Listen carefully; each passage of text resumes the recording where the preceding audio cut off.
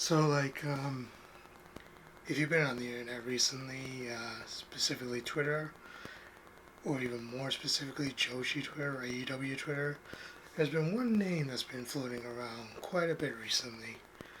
And even if you don't know her name, you've seen her kicking some poor soul's head into the sun. I am, of course, referring to Saki-sama. Saki-sama.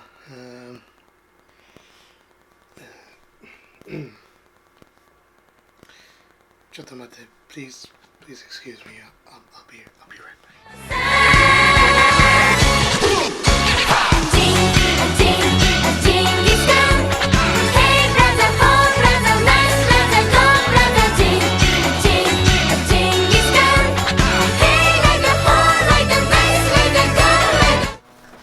Look, I'm just gonna ask you guys not to read too much into this.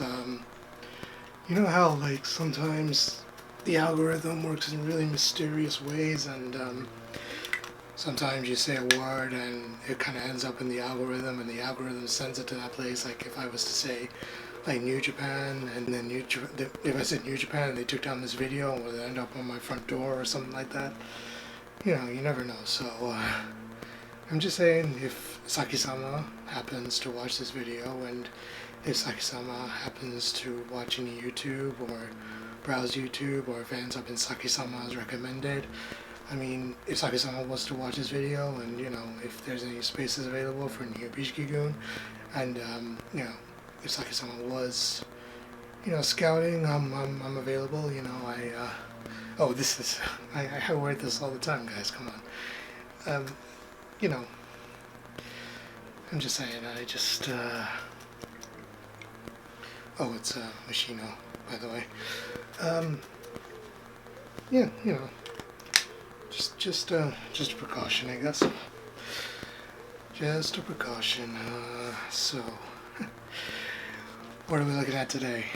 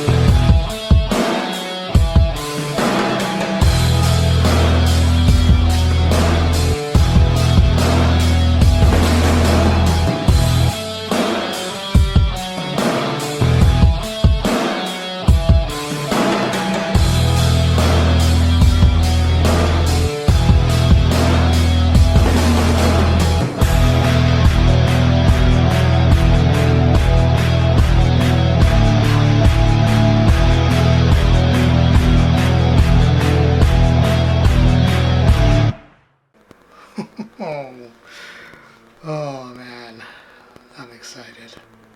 Yes, the pink striker, Miyu Yamashita, or Miyu Yamashita if you will. I think it's pronounced Yamashita. But either way, she's the 3-time Princess or Princess Champion, the veteran, the ace of Tokyo Joshi Pro Wrestling. She's tough, pretty, charismatic, and just a total masterclass in everything she does. And she just has this ungodly presence and this aura about her. When she steps between those ropes, she's locked in and she means business, and no one is getting out of there alive. She's faster than a speeding bullet and able to leap tall buildings in a single bound. Well, okay, I'm not saying she can do that last thing. Yeah, I'm just not gonna challenge her on it.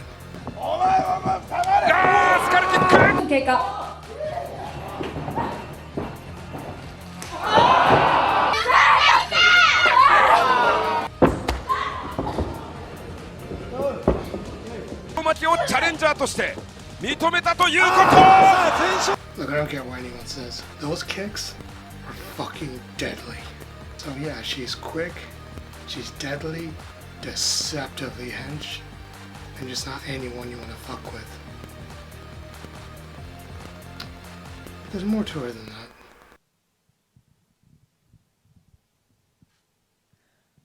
本日の第1試合シングルマッチ15分一本勝負を行います。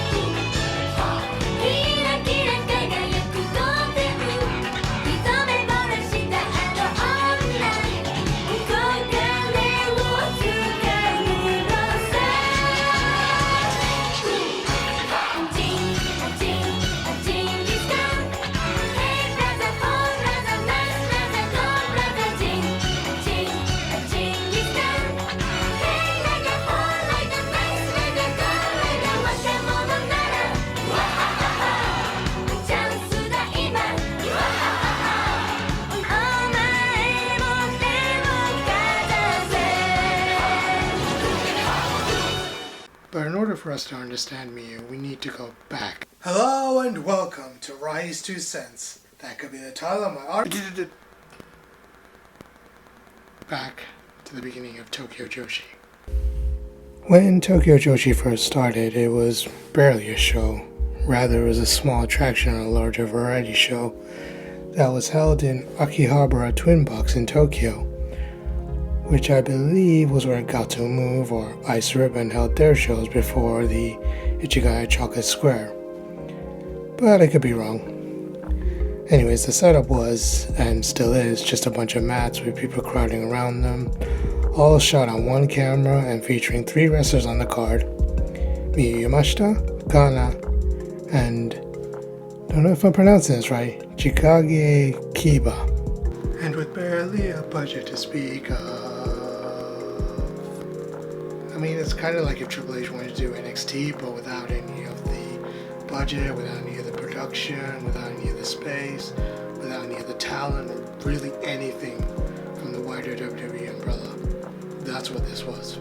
Kind of like if Vince said, "You want to do this? You do this on your own, god damn it."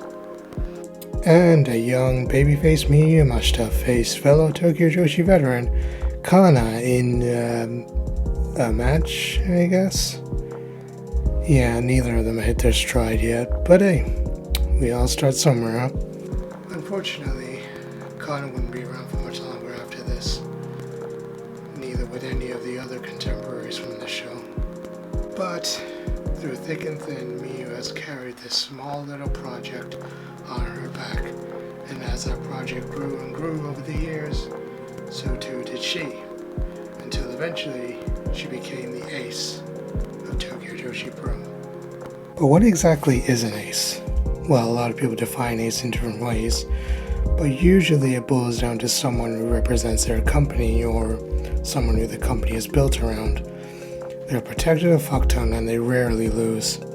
And if they do, is to elevate someone who they or the company might consider their successor, or at least a big time player in the future, kind of like an heir to their throne for when the current ace eventually leaves or moves on. Or at least that's the idea. Except with Miyu. I mean, she's been with the company since day one and hasn't shown any signs of slowing down or moving on anytime soon. So I decided to pick her brain a little bit. And with the help of Hakusan, Tokyo Joshi, and DDT's resident translator, interviewer, landscaper, I don't know, the dude just does a bunch of stuff, so you should go check out his Twitter. The dude is awesome. Basically at one of their Zoom parties, which I had to stay up until 6 a.m. for because Japan and the UK time difference. Anyways, I asked Miyu how she feels about being the big sister of Tokyo Joshi Pro Wrestling, and I'll never forget what she said. She basically said that she wants to continue getting stronger and remain at the top of her game. Not necessarily because she wants to be the best for herself, but so that she can help all the newer and younger talent coming in and help them get over too.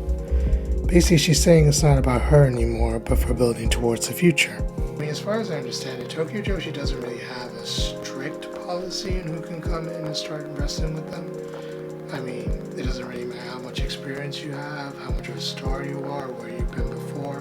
Like, you could have zero experience, and it's basically the same as applying for any other job. You send an email, and then if you're in, you're in. And if you're willing to put the work in, then Miyu is right there to help you along the way, as well as everyone else. And Miyu in particular is really fascinating to me as both a wrestler and an entertainer, because I feel like there's layers to her that a lot of people don't really talk about. I mentioned in my last video that at its core, Tokyo Joshi Pro Wrestling is a variety, or a comedy show if you will. So there's going to be different personalities up and down the card. Some with a lot of experience, some with a fair bit of experience, and some with no experience at all. And I think Miyu recognizes and understands how important it is to accentuate the positives and hide the negatives, as they say, in the same sort of way that Triple H does for NXT or even Paul Heyman did for ECW. So instead of refusing to work with someone who might not necessarily be on her level in terms of in-ring skills, she adapts and plays it their way. If it's going to be a hard-hitting match, oh boy, you better believe she's going to bring it. But if it's going to be more of a comedy match, she's more than willing to be the butt of the joke. But if it's a mixture of the two, then she's down for that as well. And 9 times out of 10, it just makes for a much more entertaining match. I mean, more so than what I've seen a million times, where you have the vibrant and colorful jobber, I guess, who gets squashed by the other guy who's wearing kick pads and is in plain wrestling trunks, and their character is just that they're a really good wrestler. Let me give you an example of what I'm talking about. Miyu Yamashita versus Haruna Neko from That's JPW, the Tokyo Joshi sideshow where everything is in English. The commentary, the ring announcing, the pre-match promos, or at least they try really hard to do English promos, bless them. Anyways, on this episode, Miyu is facing Tokyo Joshi's resident cat, Haruna Neko. And Haruna Neko literally translates to Haruna cat. I don't know, hopefully this all makes sense at some point. Before the match, Miyu talks about how she's scared of Haruna because she uses her claws like she was X-23 or some shit. And Haruna talks about being scared of Miyu because, well... So with that, we have a real simple setup. We have 2 wrestlers who are scared of each other for different reasons. And I know what you're thinking, oh well, Miyu's just going to destroy her, right? Yeah. I'm worried for Neko. Let me just be very honest here with you. I am very worried for Neko. What in the next to do that? For a rodent to be adamant. Neko, oh yeah, scratch it. Scratch it. Anything is fine. It's short, but my god, this match is so much fun. It's like I was talking about before. Haruna is not exactly the most experienced wrestler or the most technical or whatever, but Miyu is more than willing to make a fool of herself and sell like crazy. I mean, sure, Miyu still gets to win at the end, but all I'm thinking is, I've seen this badass spend half the match just running away from this militant little cat with claws, and it's genuinely really funny and wholesome.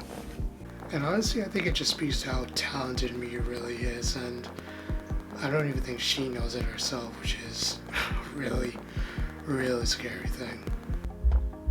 And I think when your leader can just loosen up like that and be a bit of a goof, it just makes for a really fun environment for everyone to thrive in. On top of that, it just creates a really fun show all around, when you have this diverse cast of characters who are all just so comfortable being themselves. It also really helps that Miyu knows how to turn off a more hardcore persona too. So, a lot of wrestlers have come through Tokyo Joshi, and usually if you want to see what they're made of, you put them in there with Miyu, and if it makes for a fun and entertaining match, then it's a win-win for everyone, regardless of the result at the end. Honestly, I'm just so glad that she's getting so much praise right now. And I really do hope that she can make an appearance on AEW at some point, because a lot of Western fans really don't know what they're missing with her. She's such a versatile performer, and I just adore her so much. She really does have that energy of the cool older sister. So that's why Miyu Yamashita is easily one of the greatest of all time and the coolest wrestler going today. I mean, beyond her like killer instinct, she has that wonderful sense of humor and just her selflessness in helping the other members of the roster get over too, especially since she's been there since day one and is the only one remaining from that original trio. Like I said, there's been a lot of wrestlers that have come and gone through Tokyo Joshi throughout their decade-long history, but Miyu's been the one constant. She's been there since day one and is still going strong today, and she just continues to lead the next generation. And she's been through thick and thin, and the contrast between then and now is, well, let me show you. After winning the match, Miyu cuts a tearful promo. Uncertain of where the future might lead her, but it doesn't matter in that moment. She's just happy and grateful for the opportunity to perform, and she thanks the audience for coming to see her.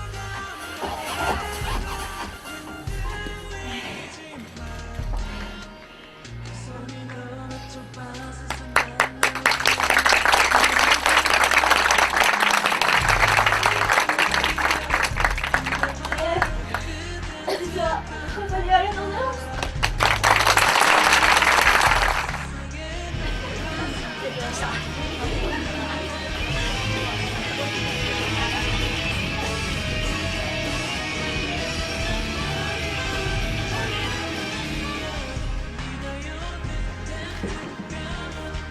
東京女子プロレス、これからもよろしくお願いします。